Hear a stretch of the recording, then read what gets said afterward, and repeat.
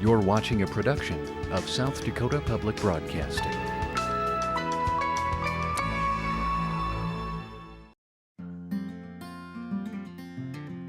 Support for Images of the Past is provided by SDN Communications and by your membership in the Friends of SDPB.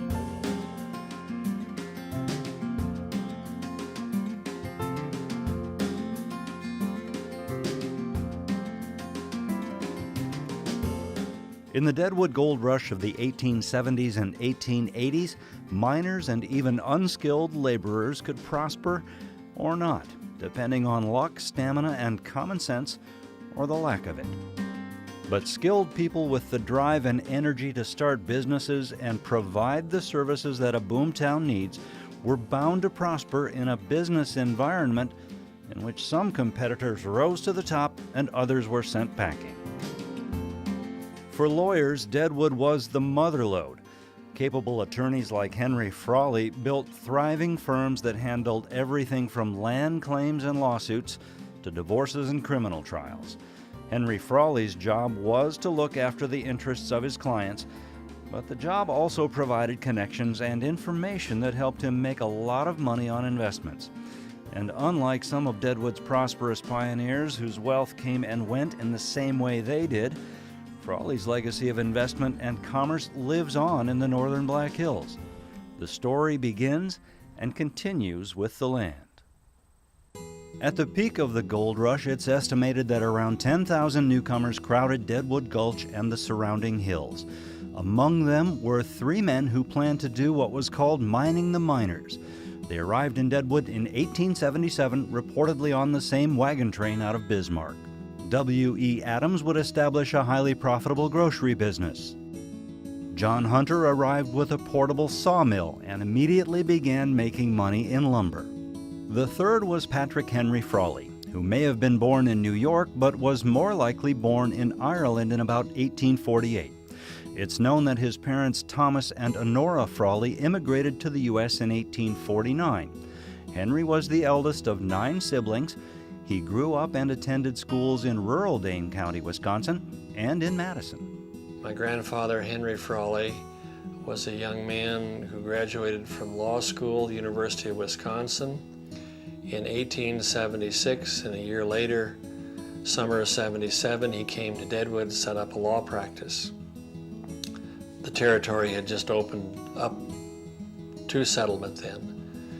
And as his law practice began to grow and develop, he wanted to buy some land and develop a ranch. Frawley started out on his own, but eventually went into partnerships. Within 10 years, Frawley was a highly successful and well-known attorney. He defended murder suspects, but also represented mining and railroad companies, most notably the railroad that built the line between Edgemont and Deadwood. That's today's George S. Mickelson Recreational Trail. Henry Frawley's life before 1890 was perhaps a bit checkered. He may have left a failed marriage behind in Wisconsin, and a relationship in Deadwood before 1890 may have raised a few eyebrows. It's known that he was arrested on more than one occasion, and his courtroom behavior was seriously questioned at least once. But he was respected, and he prospered in rough and tumble Deadwood. He bought land during the 1880s, but hadn't yet acquired the big cattle ranch he'd been dreaming of. In 1890, his fortunes took a new turn in the Centennial Valley, just east of Spearfish. Centennial Valley was named by a group of men from Ames, Iowa, who came here in 1876 and thus named it Centennial Valley or Centennial Prairie, they're interchangeable, in honor of our country's 100th birthday. There was enough traffic through the valley to support a livery and hotel, but plans for a town were dashed when the Postal Service chose another route for the mail to Deadwood and Lead. Injury followed insult when a prairie fire burned the hotel and everything else to the ground. Henry Frawley purchased the land and became a neighbor to some dozen homesteading families already in the valley, including one James Anderson. The Andersons were Danish immigrants who already were well established in Yankton, South Dakota.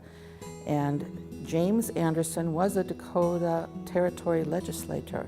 He came out in 1876 and found this property now known as the James Anderson Dairy Ranch and staked his claim, and then in 1877 brought out his wife Catherine and his 7-year-old daughter Christina. Christina had the kind of nickname, she was the jewel of the valley. And they established a Pioneer Dairy Ranch and started up in the dairy business. The key to their success was a spring that was located at the ranch, and the spring produces 40-degree water, and they built a stone spring house and put in coolers, and of course could put all the milk into that cold circulating spring water, and it turned out to be a wonderful refrigeration system. And then every day they would of course load the fresh milk and cream and butter and cheeses that they had made, and that would be loaded into wagons and then taken up to the Deadwood Lead community where it was sold. Henry Frawley would have been in the same community working as a business person in the Deadwood community with James Anderson for approximately 13 years. 13 years leading up to 1890, when Henry Frawley, about 40 years old, married Christina Anderson, age 19. Henry and Christina Frawley expanded their ranch during the 1890s, buying up failing or failed homesteads one by one. There was a lot of hardship and a lot of heartache, because most of the people who came were farmers, or as they were referred to as sodbusters, and they learned the hard way that this climate and area was ill-suited for farming, especially with smaller tracts like 160 acres. Some homesteaders accomplished more than others, whether or not they proved up. The restored remains of Woolsey Burton's dugout exemplify the kind of basic shelter that homesteaders carved out for themselves when they first arrived. Burton settled on the land in 1885 and satisfied the terms of his homestead claim 5 years later. He sold out and left in the 1890s. His reason for leaving isn't well known, but it is known that the dugout was his only home. Other homesteaders made it to the brink of prosperity before the indifference of nature changed everything. Billy Grant was successful enough to build a cabin for himself and his family. The original 1884 structure has been restored and moved to a new site, but it's essentially identical to the original. Grant earned title to his homestead in 1886, but then Billy Grant had gone to Spearfish for supplies and with a team of horses and a wagon, and was supposed to return by nightfall. His wife was expecting him with making dinner for him, and the team of horses with the wagon arrived in the yard, quite riled up, running fast, and she looks outside and there's no Billy in the buckboard, and so she goes out to examine, calms the horses down, looks in the back of the wagon, and there's Billy, and he's laying there dead. And they surmise that he was struck by lightning and killed instantly. But life in the valley also had its lighter side. This 1880s schoolhouse is a fully restored original. Area school children still pass through its doors on trips to see what school was like at the turn of the 20th century. Inside the building now, you see desks of all different sizes. That's because the schoolhouse housed in classes from grades 1 through 8. Christina Frawley was the sole heir to the Anderson Ranch, so by 1900 she and Henry held title to more than 5,000 acres of pasture, hayland, and forest. The Frawley Ranch was really now 4 ranches. There's the Upper Ranch with its distinctive courtyard barns. Henry Frawley hired Scandinavian stonemasons to build it with block cut from local quarries. And this construction went on for years until he finally was able to complete them. And it was a total, complete facility for horses, breeding, raising horses, as well as the housing of horses, of course, that were being used on a daily basis. And then once all those facilities were built, then he built another courtyard barn complex to house his registered or purebred Hereford cattle operation. The middle ranch was centered on the Draper House, a former stage stop hotel whose business dropped after the railroad arrived and ended altogether when automobiles started showing up. This was the Carroll homestead, then the Hammond Ranch. After the Frawleys bought it, it became known as the Lower Ranch. The Anderson Dairy became known as the East Ranch. Henry and Christina were married in this house. James Anderson had built it for his wife, Catherine.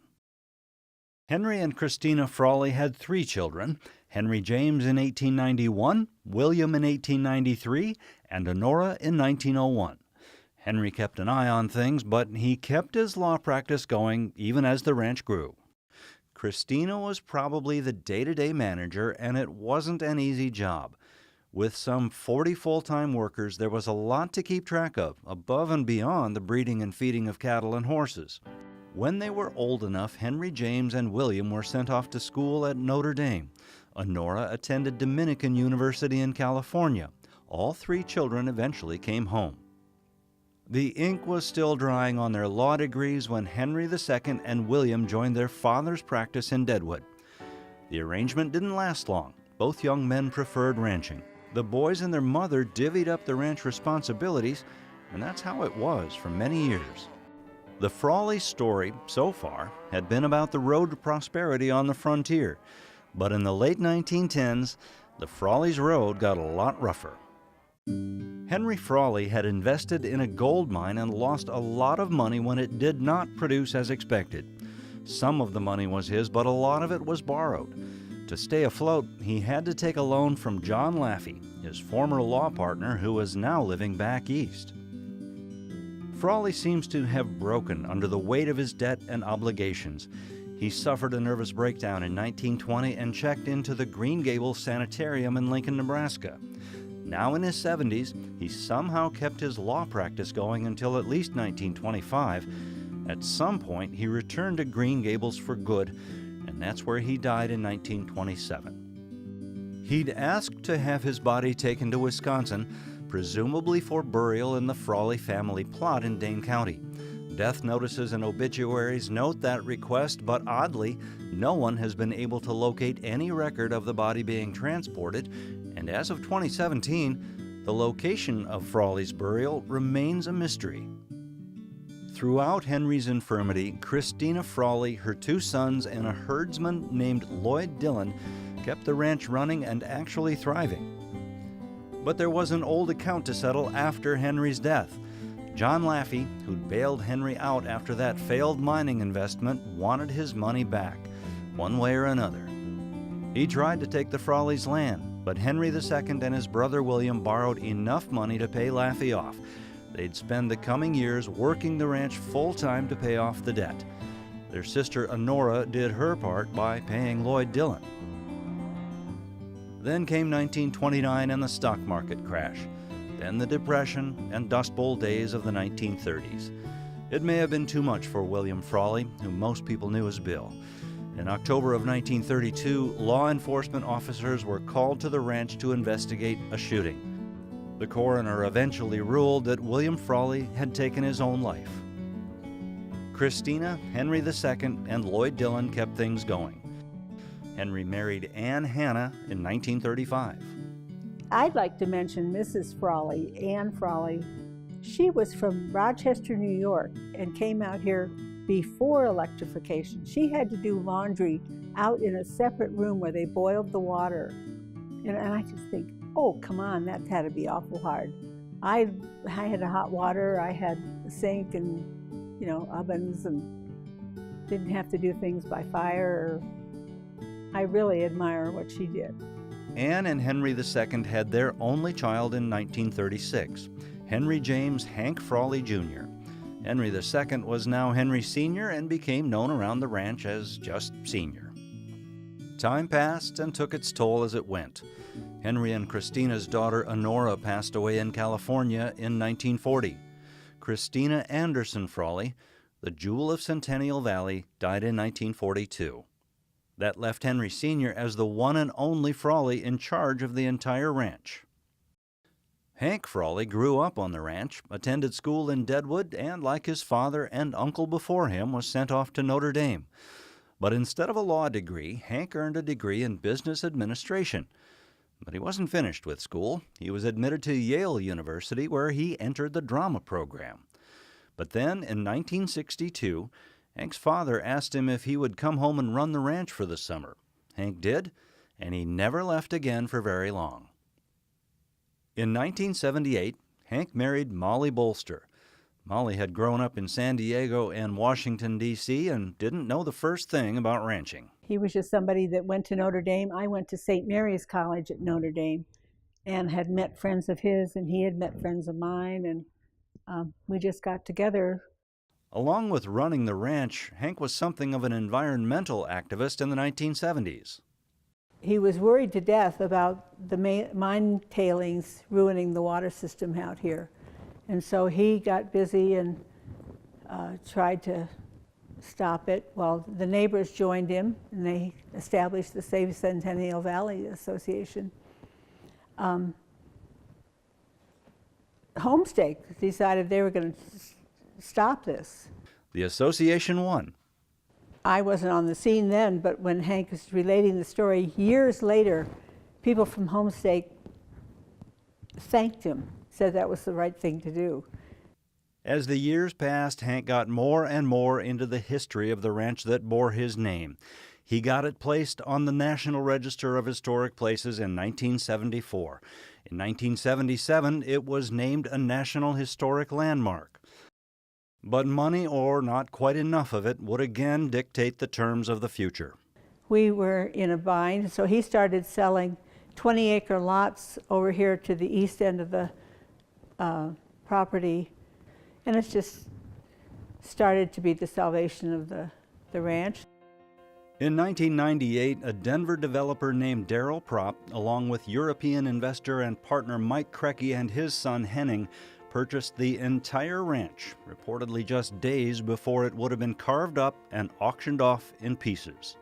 The future probably wouldn't have been all that bright. I mean, it was speculated that the banks might get it and subdivide it, and you know, that would certainly not have bode well for a property this vast that had all this history, to have it all broken up. The partners faced a lot of regulatory hurdles. For one thing, they could only develop about 20% of the ranch that was now around 4,500 acres in size. There were conservation easements grandfathered in, there were restrictions on what could be done with the buildings and other property, and there was a certain amount of community opposition to some of the plans. In the early 2000s, Darrell Propp and partners recognized what Henry Frawley knew a century before. The ranch intact is of greater value than the ranch in pieces. Also, like Henry Frawley, the new owners have the financial resources and business acumen to do something big. An 18-hole championship golf course, complete with clubhouse and driving range, winds its way up and down through scenic canyons. There's an upscale RV park. There are single-family homes on average-sized lots, and there are larger acreages. Plans call for more residential and commercial development on both sides of Interstate 90 around Exit 17. Spearfish is a few miles west, Deadwood is a few miles south. By 2017, Propp and partners have invested somewhere in the neighborhood of $50 million on the property. A lot of it has gone into historical preservation and conservation measures. This is what the Anderson barns looked like before renovation. We want to be good stewards of this property and protect this property and maintain the historic preservation, but at the same time, folks can come out here and lay down roots and have a piece of the Frawley Ranch and begin to enjoy the lifestyle that it offers up, as far as living in a golf community, having access to a great town like Spearfish. Before he passed away in April of 2017, Hank Frawley saw a lot of this work finished and a lot of it in progress. He also saw the auctioning off of a lot of the Frawleys' personal possessions. It was hard, but necessary. Molly and Hank had one child, Michael Henry Frawley. He's now a civil engineer specializing in geotechnical and geoenvironmental services. This interview with Molly Frawley was shot just a couple of days before she left South Dakota to be near Mike and his family in North Carolina. I have to say I've been very fortunate to have had a very happy experience out here. I'm very proud of Mike. He was more fun in Spearfish High School, and you get involved. And I'm a teacher as well, and worked in the offices at the school system, so I've enjoyed all the people I met through that, and great friends out here. And what can I say? I've been very lucky. So ends the era of Frawley family involvement with running the ranch. There was probably some sorrow to see such a vast property go into another set of hands, but I think they knew with that said, they knew that it was going into a set of hands that was going to concentrate on the historic preservation of the ranch and perpetuate that legacy. So a new chapter is being written in the Frawley Ranch settlement story. But it is the same story. One set of investors with the financial resources to make the most of the Centennial Valley yields to another. It was and is about the land and the people who occupy it, for a time. If you'd like to see more stories about South Dakota history, go online. Visit sdpb.org/images of the past. The site is filled with historical photos, film, and text shared by museums and private collectors from around the state.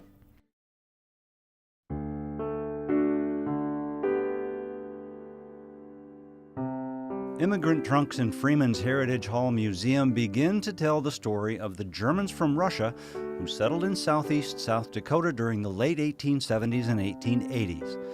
The trunk was packed at the start of a long journey that started in the Ukraine, but the story of the migration that the trunk represents began much earlier. In the last quarter of the 18th century, a large number of Germans emigrated to Russia on the invitation of Catherine the Great. The Russian Empress, she was a German who invited a lot of Germans to come to Russia to settle the land because she didn't think these Russian serfs knew how to do it well, and she thought she could do it better with German people. Many of the Germans were Anabaptists, Protestants who at times were persecuted for their beliefs about adult baptism, communal living, and especially pacifism. They were not a single ethnic group.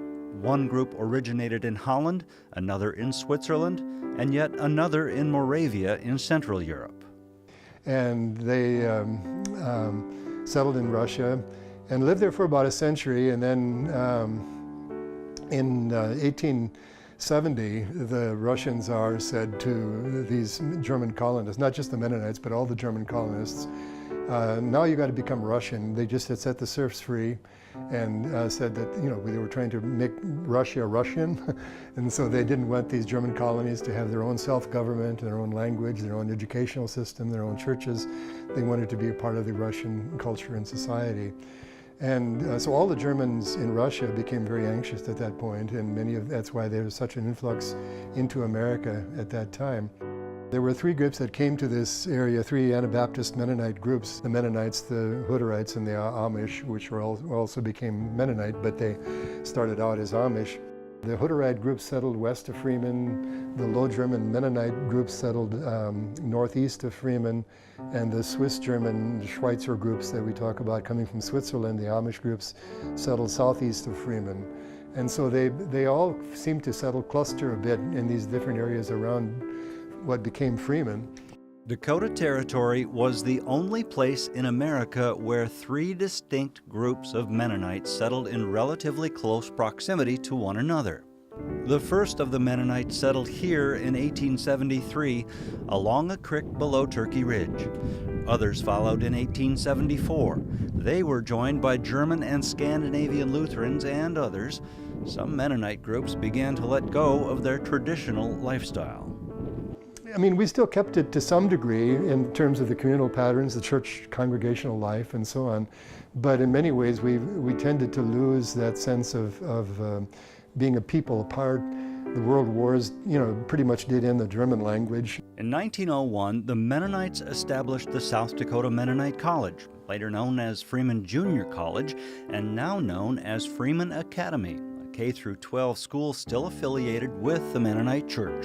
And that really, I think, has broken down the barriers between the groups, but it's also developed a stronger community spirit, working together on a common purpose. Freeman's Heritage Hall Museum, established in 1920, has become the central repository for the artifacts and archives accumulating since settlement days. Yeah, so the mission of the museum is to tell the story of the people that settled in this area, which were primarily the Germans from Russia, focusing on the Mennonites and the Hutterites, but also telling the story of the Reform that came, and also some of the stories of the people that lived here before us, which would be the Native American groups. We have Freeman memorabilia, or pieces from Freeman businesses, so doctor's office and dentist office and those kinds of in-town things. We have farm equipment, we have cars and tractors and motorcycles. We have an airplane hanging from the ceiling. The airplane is a 1927 Lincoln Bipage, and it was owned by three brothers in the community. They were Waltner brothers. And they would use it to fly to school, to college, and they all had different functions. One of them would fly it, and another one would fix it, and so on and so forth. And they had crazy adventures. I think they hit a cow at one point, and they would crash weddings and give people rides, and I think it kind of became a symbol for a lot of people, kind of in the 20s. So we have kind of our larger facility, which is two larger buildings, which again house our transportation collection and our kind of eclectic Freeman and immigrant pioneer stuff. And then we also have 4 outbuildings. So we have a Mennonite church, a Reformed church, a schoolhouse, and what we call the Deckert House, which would be a pioneer home. The prize in the Deckert House is the Russian oven, which was an adobe oven that was built through the house. You would cook in the bottom, and the smoke would go up and smoke your meats and sausages, and then that acted as a central heating system for the house.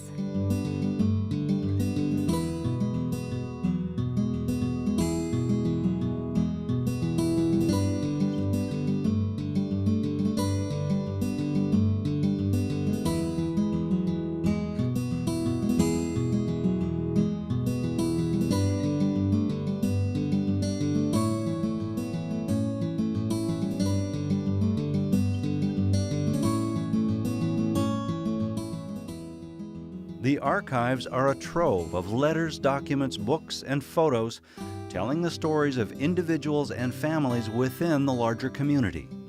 A lot of this stuff is part of your heritage, and I've learned an incredible amount about where my family and my community members have come from, and I think that's been really valuable. In the archives we have quite a few pieces that would relate more to my family specifically.